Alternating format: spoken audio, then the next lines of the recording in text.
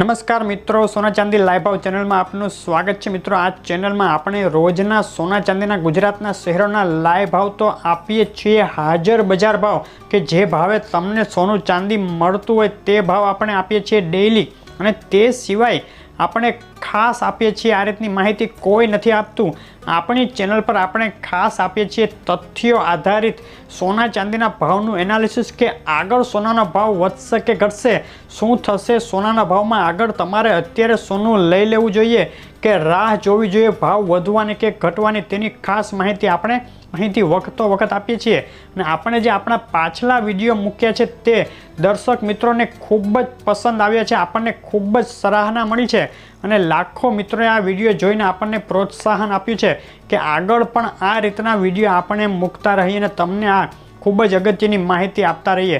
તો તે રીતના આજે આ વિડીયોમાં પણ ખાસ માહિતી આપવાની છે કે અત્યારે સોના ચાંદીમાં શું ટ્રેન્ડ ચાલી રહ્યો છે અને આગળ સોનાના ભાવ વધશે કે ઘટશે, અત્યારે સોનું લઈ લેવું કે રાહ જોવી, તે સવાલોના જવાબ છે આ વિડીયોમાં। તો જોવાનું ચૂકશો નહીં, આખો વિડીયો જોવો ખૂબ જરૂરી છે। તો તે પહેલાં જે મિત્રો નવા હોય, આપણો વિડીયો પહેલી વાર જ જોતા હોય, હજુ સુધી ચેનલ સબસ્ક્રાઈબ નથી કરેલી, નીચે લાલ કલરમાં સબસ્ક્રાઈબ લખેલું છે તો અત્યારે જોઈ લેજો ને ખાસ તેના પર ક્લિક કરી અને ચેનલને સબસ્ક્રાઈબ કરી બાજુનું નોટિફિકેશન બેલ આઇકોન ખાસ દબાવી દેજો કે જેથી તમને અમારા તમામ વિડીયો તરત જ મળી જાય। મિત્રો, આજની વાત કરતાં પહેલાં જે આપણા પાછલા આપણો વિડીયો જે હતો એનાલિસિસનો તેની વાત કરીએ તો તેમાં આપણે જે યુએસ અમેરિકામાં જે ફેડ મિટિંગ ચાલી રહી હતી તેની એક ખાસ વાત કરી હતી કે તેની ઇમ્પેક્ટ થવાની છે સોનાના ભાવમાં। તે સિવાય પણ એક ચાઇનાની જે કંપની ડિફોલ્ટ થઈ હતી તેની વાત કરી હતી અને ત્યારે જે મોટી વધઘટ થઈ રહી હતી તેની આપણે ખાસ વાત કરીને લેવલો આપેલા હતા સોનાના ભાવમાં કે $1735 એક સપોર્ટ લેવલ હતું ત્યારે તે આપણે આપ્યું હતું। તો હવે અત્યારની પરિસ્થિતિ શું છે તે જાણતા પહેલાં આપણે એક લોંગ રેન્જનું એનાલિસિસ લઈ લઈએ કે લોંગ રેન્જના અત્યારે કયા કયા પરિબળો કઈ બાજુ તરફ ઇશારો કરી રહ્યા છે કે સોનાના ભાવમાં શું થઈ શકે। હવે સૌપ્રથમ તો હું જણાવી દઉં કે જે દર વખતે હું જણાવું છું તે રીતે કે ગોલ્ડ, સોનું છે એક એવરગ્રીન ઇન્વેસ્ટમેન્ટ છે। સોનું તમે ગમે ત્યારે ખરીદી શકો, સોનું હંમેશા તેજીમાં જવા માટે જ બનેલું છે। જ્યારે પણ મંદી આવે છે તે ડીપ હોય છે, કોઈ પણ માર્કેટનો ગ્રાફ ચાલતો હોય તો તેજી મંદી અપ ડાઉન તો આવ્યા જ કરવાના છે, એક બિઝનેસનો માર્કેટનો સ્ટ્રેટેજીનો એક ભાગ હોય છે। દરેક ડીપ આગળ મોટો ઉછાળ લઈને આવે છે, તો દરેક ડીપ તમારે ઇન્વેસ્ટમેન્ટ માટેની ખરીદી કરવા માટેની એક તક ગણીને ચાલવું જોઈએ। તો તે રીતે સોનામાં હમણાં ભાવમાં ઘટાડો આવ્યો હતો જે ફેડની મિટિંગ ચાલી રહી હતી ત્યારબાદ, પરંતુ ત્યારબાદ ફરીથી સોનાનો ભાવ હવે વધવા તરફ આવી ગયો છે અને જે આપણે જૂનું લેવલ આપેલું હતું $1735 તે લેવલ તૂટ્યું નથી અને ત્યાં ટચ કરીને સોનું ફરીથી ઉપર ગયું છે અને અત્યારે હાલમાં 1760 થી 1770 વચ્ચેનું લેવલ ચાલી રહ્યું છે।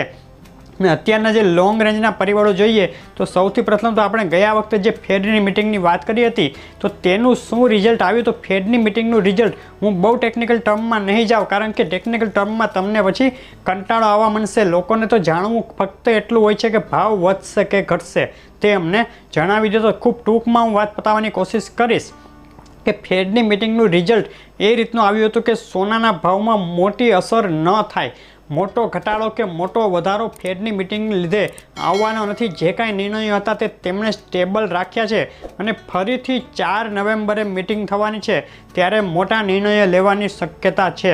તે સિવાય આપણે જે ચાઇનાની વાત કરી હતી કે ચાઇનામાં જે એવરગ્રેન્ડ કંપની જે તેની મોટી રિયલ એસ્ટેટની કંપની છે તે ડિફોલ્ટમાં ગઈ છે અને મોટો ફાઇનાન્શિયલ ક્રાઇસિસને અનુભવી રહી છે, તો તેની પણ એ સમાચાર પણ સાચા પડ્યા છે અને અત્યારે હાલમાં તેનું સેટલમેન્ટ થવાની કોશિશ ચાલી રહી છે। કંપનીએ $5 બિલિયન તેની પ્રોપર્ટી વેચવા મૂકી છે અને તેના આધારે સેટલમેન્ટ થવાની કોશિશ ચાલુ છે, પરંતુ તેની સાથે ફરીથી બીજી 2 કંપની પણ આ લાઇનમાં આવી ગઈ છે અને ડિફોલ્ટ થવાની અત્યારે શક્યતા જણાઈ રહી છે। તો તે ખૂબ જ મોટા સમાચાર ગણી શકાય અને આ સમાચાર છે સોનાને તેજી આપનારા। અને તેની સાથે બીજી વાત કરીએ તો જે યુએસ ચાઇના ટ્રેડ વોર, તમે સાંભળ્યું હશે કે યુએસ ચાઇના વચ્ચે ટ્રેડ વોર ચાલતી હોય છે વચ્ચે આ ટ્રેડ વોર ઠંડી પડી ગઈ હતી, પરંતુ હવે ફરીથી ટ્રેડ વોર જોર પકડે તેવું લાગી રહ્યું છે અને તેને લીધે પણ સોનામાં વધારો આવી શકે. તો મિત્રો, આ બધા સમાચારો જે છે તે સોનામાં વધારો લાવનારા છે. ક્રૂડ ઓઇલના ભાવ વધી શકે છે, અમેરિકી ડોલર નબળો પડી શકે છે અને તે પણ એક સોનામાં તેજીનું નિશાન ગણી શકાય. પરંતુ આ બધા જે અત્યારે જે એનાલિસિસ છે તે થોડા લોંગ ટર્મ માટેના, એટલે કે 2-3 મહિના માટેના જ છે. તો 2-3 મહિના માટે અને તેની આગળ માટે સોનું બુલ રન માટે ગણી શકાય કે સોનાના ભાવમાં તેજી આવવાની શક્યતા મંદી આવવાની શક્યતા કરતાં વધુ ગણી શકાય. મિત્રો, 100% ગેરંટી કોઈ ના આપી શકે, કારણ કે ઘણા બધા પરિબળો આમાં લાગુ પડતા હોય છે. ક્યારે કયું પરિબળ ખૂબ જ મજબૂત થઈ જાય અને એકાદું ડીપ મારી શકે, પરંતુ આપણે પર્સન્ટેજ આધારિત કહી શકીએ કે અત્યારે 60 થી 70% શક્યતા તેજી આધારિત પરિબળો જોર કરી રહ્યા છે તેની ગણી શકાય. હવે શોર્ટ ટર્મની વાત કરીએ આપણે, તો શોર્ટ ટર્મ માટે આપણે જે ગયા વખતે લેવલ આપેલું હતું $1735, તો તે લેવલ હજુ પણ યથાવત છે. જો આવતા 2-3 દિવસમાં $1735 લેવલ સોનું નહીં તોડે અને યથાવત રહેશે તો આગળ $1785 ને $1800 લેવલ પણ દેખાઈ શકે છે. અને આપણા જે જૂના ટાર્ગેટ હતા સોનાના દિવાળી વખતના, કે દિવાળીમાં ભાવ કેટલો થશે, તેમાં આપણે ગયા વખતે થોડો ટાર્ગેટ નીચો લઈને રિવાઇઝ કર્યો હતો. તો સોનામાં દિવાળીનો ટાર્ગેટ 49,000 થી 50,000 વચ્ચે સોનાનો ટાર્ગેટ ગણી શકાય. તો અત્યારે શું કરવું જોઈએ? તો અત્યારે તમારે સોનું ખરીદવા માટેની તક ગણી શકાય. નીચે નહીં જ ઘટે તેમ આપણે નથી કહેતા, પણ ઘટવાની શક્યતા થોડી ઓછી અને આગળ વધવાની શક્યતા હાલ વધુ દેખાઈ રહી છે.